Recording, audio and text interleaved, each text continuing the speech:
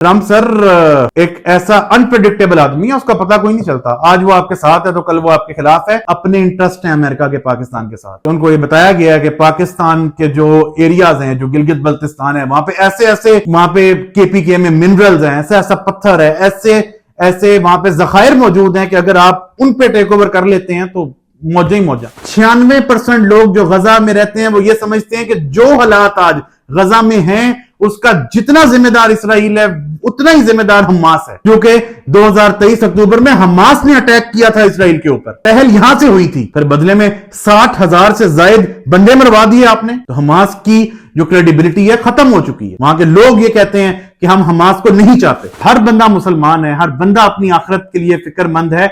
मैं इसके ऊपर बात करने के बाद, मुख्तलिफ क्वार्टर से चेक करने के बाद आपको बता रहा हूं, कोई चक्कर ही नहीं है भाईजान इसराइल को तस्लीम करने वाला, नॉट एट ऑल। सिर्फ यह है कि कोशिश हो रही है कि यार फलस्तीन में, गजा में जो बर्बरियत वहां पे हो रही है, जो गैर इंसानी, जिस तरह इंसानों को जिबा किया गया है वहां पे, वो चीज बंद हो जाए। बिस्मिल्लाहिर्रहमानिर्रहीम, अस्सलाम वालेकुम। आप देख रहे हैं वॉइस ऑफ अब्दुल्ला और मैं हूं अब्दुल्ला काजी। चैनल को सब्सक्राइब जरूर कीजिएगा, बेल आइकन को प्रेस कीजिएगा। अगर आपको हमारी वीडियो पसंद आए तो ज्यादा से ज्यादा इसको फैलाइएगा, that would be a huge favour. कुछ बात करते हैं जनाब, ऑन गोइंग तनाजा है, ट्रंप बहुत एक्टिव है और एक कोशिश ये की जा रही है कि गजा में जो इंसानियत के साथ जो सलूक हो रहा है, जो बुरा हाल हो रहा है, जो कत्लेआम किया जा रहा है, उसको रोका जाए। उसके लिए मुख्तलिफ डेवलपमेंट सामने आती हैं। पहले तो होता यह है जनाब के अक़वाम मुत्तहिदा में कॉन्फ्रेंस होती है, वहां पे 8 ममालिक के जो सरबराह है वो जाते हैं, वो ट्रंप से मिलते हैं। वहां पे जो है डिस्कशन होती है सीरिया या गजा कह लें उसके हवाले। जाहिर है कि उसका कोई प्रेस रिलीज जो सामने आई है वो तो एक फॉर्मल सी चीज है, लेकिन वो उनको बुलाया ही इसलिए गया था ताकि गजा के मामले को डिस्कस किया, इसलिए कि बहरहाल बहुत सारे ऐसे ममालिक, ऑस्ट्रेलिया है, न्यूजीलैंड है, जो कि एक मतलब वो इस्लामिक ममालिक नहीं है, लेकिन उन्होंने भी जो दरिंदगी कर रहा है इसराइल गजा के अंदर, उसको रिजेक्ट किया। उन्होंने कहा है कि हम गजा के साथ खड़े। उनकी मजबूरी बन गई थी ये करना। 8 इस्लामी ममालिक के सरबराहों से ट्रंप साहब की मुलाकात होती है। उसके बाद पाकिस्तान के जो फील्ड मार्शल हैं आसिम मुनीर साहब और शहबाज शरीफ साहब, वज़ीर आज़म के साथ दोबारा मुलाकात होती है और ट्रंप जो है तारीफ करता है आसिम मुनीर साहब जो हमारे फील्ड मार्शल हैं उनकी, और शहबाज शरीफ साहब जो वज़ीर आज़म है उनकी। ट्रंप सर एक ऐसा अनप्रेडिक्टेबल आदमी है, उसका पता कोई नहीं चलता। आज वो आपके साथ है तो कल वो आपके खिलाफ है।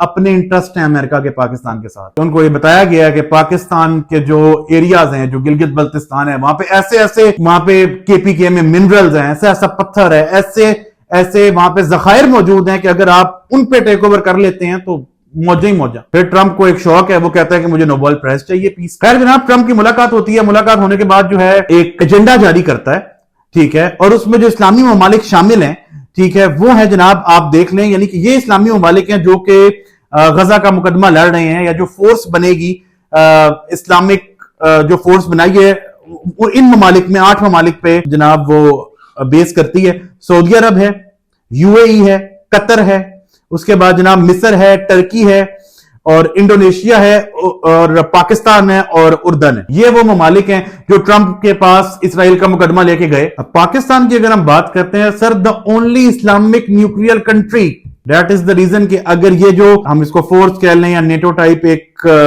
8 ममालिक पे मबनी जो ग्रुप बना है, इसको हेड करेगा पाकिस्तान, क्योंकि एटॉमिक पावर है, दुनिया तस्लीम कर रही है ना, सऊदीया भी आपके साथ मायदे कर रहा है। और फिर जो पॉइंट है, जो एजेंडा है जिसको पाकिस्तान ने तस्लीम किया है, जो ट्रंप लेके आया है, उसके नुकात क्या है? उसके नुकात ये हैं कि जंगबंदी की जाएगी गजा के अंदर, अमनो अमान के लिए वहां पे काम किया जाएगा, वेलफेयर का काम किया जाएगा लोगों की।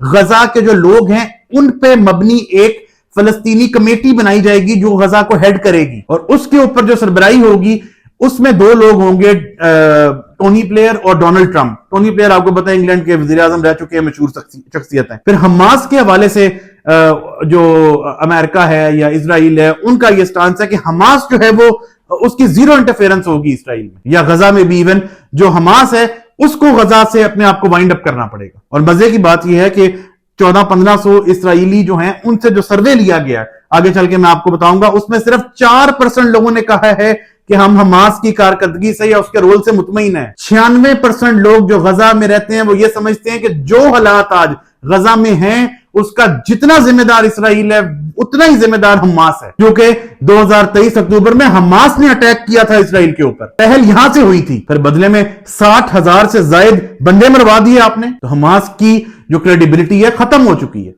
वहां के लोग ये कहते हैं कि हम हमास को नहीं चाहते।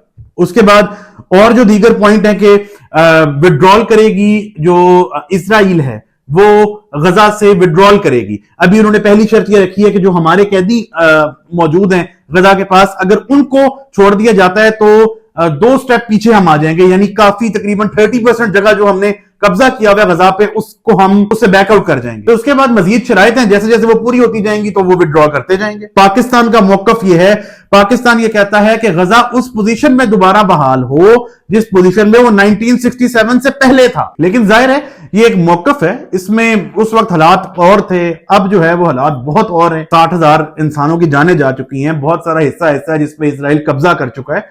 तो मामलात फर्क हैं, लेकिन नेक नीति नजर आ रही है ना। डोनाल्ड ट्रंप जो है, जो किसी की बात नहीं सुनता था, वो आज टेबल पे बैठ गया है काम करने बात करने के लिए गजा के ऊपर। अल्लाह करे कि वहां पे अमन हो। आगे चल के जाहिर है कि मुख्तलिफ ममालिक जो है वो अपनी फौजें भेजेंगे। कतर ने कहा है 20,000 फौजें हम भेजेंगे। पाकिस्तान भी इस पे सोच रहा है, हो सकता है कि पाकिस्तान भी अपनी अफवाज भेजे वहां पे अमन को कायम करने के लिए। जाहिर है कि इकोनॉमिकली खुद हम सफर कर रहे हैं, लेकिन अगर हमने किसी की जंग नहीं लड़नी, हमारी जो डिसीजन मेकर्स हैं वो क्लियर हैं कि अब पाकिस्तान ने किसी की जंग नहीं लड़नी। लेकिन अगर पाकिस्तान के इंटरवीन करने से जो दरिंदगी इंसानों का जो कत्लेआम हो रहा है, अगर वो रुक जाता है तो इससे अच्छी बात क्या है। अफसोस की, दुख की बात सिर्फ ये है कि आज भी बहुत सारे लोग, आज मैं देख रहा था कि कुरान की यकीनन एक आयत है कि आप यहूद और नसारा को दोस्त ना बनाओ, और वो इस कॉन्टेक्स्ट में है कि जब इस्लाम की बात आ जाए और दुश्मनी और अमन और इस्लाम और दीन की बात आ जाए तो उनको दोस्त ना बनाओ। अदरवाइज अल्लाह के रसूल सल्लल्लाहु अलैहि वसल्लम वो यहूदियों के साथ उन्होंने लेन देन भी किया है, उनके साथ उठे बैठे भी हैं, खाया पिया भी है। इस्लामिकली जब बात आ जाएगी तो फिर उनको आप दोस्त नहीं बना सकते अगेंस्ट इस्लाम। अभी जो ये सारी, मैं ये देख रहा था कि इस आयत को लगा के और वो जो मुलाकात है आसिम मुनीर साहब की और डोनाल्ड ट्रंप की,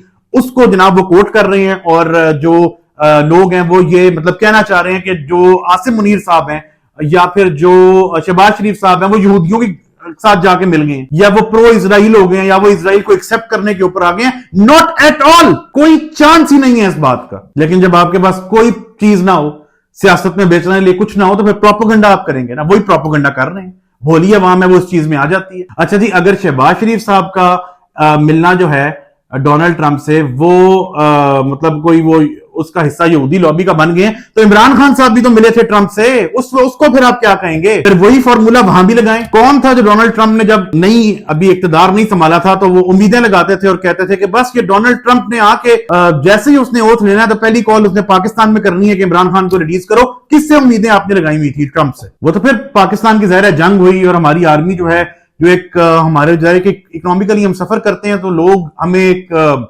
आप समझ लें कि फॉर ग्रांटेड लेते थे, और उनको पता चल गया कि नहीं यार इन्हें कुल खान ली कुछ हैगा नहीं हैगा, इन्हें तो असला बारूद पूरा है। उसके बाद जो पाकिस्तान को जो इज्जत मिली है पूरी दुनिया में आपके सामने है जनाब। मैं पूरे वसूख के साथ, हर बंदा मुसलमान है, हर बंदा अपनी आखिरत के लिए फिक्रमंद है। मैं इसके ऊपर बात करने के बाद, मुख्तलिफ क्वार्टर से चेक करने के बाद आपको बता रहा हूं, कोई चक्कर ही नहीं है भाईजान इजराइल को तस्लीम करने वाला। Not at all. सिर्फ यह है कि कोशिश हो रही है कि यार फलस्तीन में, गजा में जो बर्बरियत वहां पे हो रही है, जो गैर इंसानी, जिस तरह इंसानों को जिबा किया गया है वहां पे, वो चीज बंद हो जाए। उसके लिए पाकिस्तान अपना किरदार अदा कर रहा है। और खाली पाकिस्तान तो नहीं है ना, 8 ममालिक और भी हैं, सारे जो हैं वो कोई यहूदियों की गोद में जाके बैठ गए हैं। Negative propaganda. और मेजोरिटी हमारे वो भाई कर रहे हैं जो पाकिस्तान तहरीक इंसाफ के सपोर्टर है। तहरीक इंसाफ ने इस पे अपनी वो जो उनकी इंसाफ स्टूडेंट विंग है, फेडरेशन है, सॉरी ISF, उसने ये प्रेस रिलीज दी है, ट्वीट उन्होंने की है, जाके आप उसको पढ़ लें। कम से कम ये तो वो मामलात हैं यार जिसमें हमें इकट्ठे होना चाहिए। शहबाज शरीफ को छोड़ दें, आसिम मुनीर साहब जो हैं और शहबाज शरीफ साहब जो हैं, वो कोई आसिम मुनीर और शहबाज शरीफ जाके वहां पे बात नहीं कर रहे, वो पाकिस्तान जाके वहां पे बात कर रहा है 8 ममालिक के साथ। इमरान खान साहब भी जब गए थे और वो तकरीर की उन्होंने अक़वामी मुत्तहिदा में, बड़ी अच्छी तकरीर की। जो नून लीग के लोग थे या जो एंटी इमरान खान लोग थे, उन्होंने कहा जी ये तो कोई ऐसी बात नहीं है, ये है वो है।